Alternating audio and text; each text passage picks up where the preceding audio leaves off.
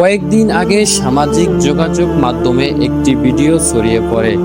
একটি কুমিরকে খাবার হিসেবে দেওয়া হচ্ছে একটি জীবন্ত কুকুর। ভিডিওটি দেখে কেউ বিস্মিত, কেউ আতঙ্কিত, আবার কেউ হয়তো এটাকে মাজারের অলৌকিকতা বা প্রথা বলে স্বাভাবিকভাবে গ্রহণ করছেন।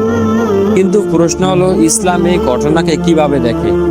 এটা কি ইবাদত, নাকি এটি একটি নির্মম অন্যায়? আজ আমরা সেই প্রশ্নের উত্তর খুঁজব কোরআন, হাদিস এবং ইসলামের মূল শিক্ষার আলোকে। ইসলাম শুধু মানুষের ধর্ম নয়, এটি পুরো সৃষ্টি জগতের জন্য একটি রহমতের বার্তা। মহান আল্লাহ কুরআনে বলেন, পৃথিবীর সব জীবই তোমাদের মধ্যে একটি জীব, অর্থাৎ প্রাণীরাও আল্লাহর সৃষ্টি, তাদেরও অধিকার আছে। রাসূলুল্লাহ সাল্লাল্লাহু আলাইহি ওয়াসাল্লাম আমাদের শিখিয়েছেন, একটি প্রাণীকেও কষ্ট দেওয়ার রাহাম হতে পারে না। একটি বিখ্যাত হাদিসে আছে, একজন নারী একটি বিড়ালকে বন্দি রেখে খাবার না দেওয়ার কারণে জাহান্নামে গিয়েছিল। আবার একজন পাপী নারী শুধু একটি তৃষ্ণার্ত কুকুরকে পানি পান করানোর কারণে আল্লাহ তাকে ক্ষমা করে দিয়েছিলেন। ভাবুন তো, একটি কুকুরকে পানি দেওয়ার কারণে জান্নাতের দরজা খুলে যায়, আর একটি প্রাণীকে কষ্ট দেওয়ার কারণে জাহান্নাম অবধারিত হয়ে যায়। আমরা অনেক সময় কুকুরকে ঘৃণা করি, অপবিত্র ভাবি, কিন্তু ইসলাম কখনো নিষ্ঠুরতা শিখায় না। হ্যাঁ, কিছু ফিকরি বিধান আছে, কিন্তু তা কখনো নির্যাতনের অনুমতি দেয় না। কুকুর একটি প্রাণ, তারও ব্যথা আছে, ভয় আছে, আবার বাঁচারও আকাঙ্ক্ষা আছে। আর কুমির, সেটিও আল্লাহর সৃষ্টি, কিন্তু তার খাবার রোজগার করার দায়িত্ব কি মানুষের উপর এমনভাবে পড়ে যেখানে অন্য একটি প্রাণীকে নির্মমভাবে হত্যা করতে হবে?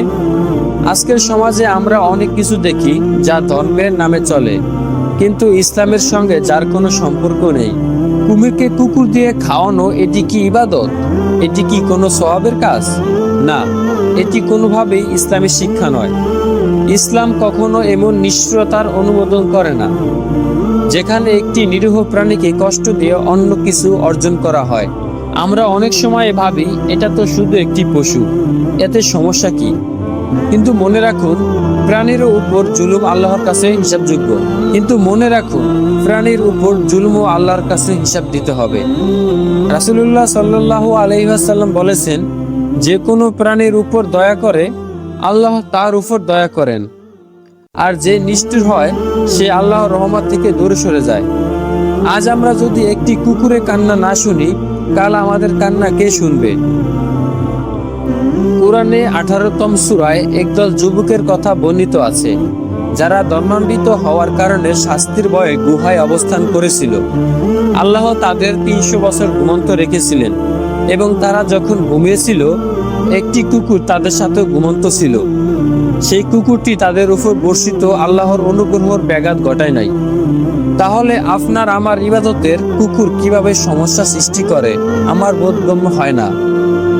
আসলে সূরা কাহাফের গুহায় মানুষের ঘটনা দ্বারা আল্লাহ আমাদেরকে এটা বোঝাতে চেয়েছেন যে ধার্মিক লোকেরাও কুকুর সাথে নিয়ে আল্লাহর অনুগ্রহ প্রাপ্ত হয় এবং তার সাহায্য পেতে পারে। আল্লাহ যদি কুকুর অপছন্দ করতেন, তাহলে তিনি ধার্মিক লোকদের পাশে অবস্থানরত কুকুরের কথা কোরআনে বর্ণনা করতেন না। ভিডিওটি ভালো লাগলে আমাদের চ্যানেল সাবস্ক্রাইব করে রাখবেন।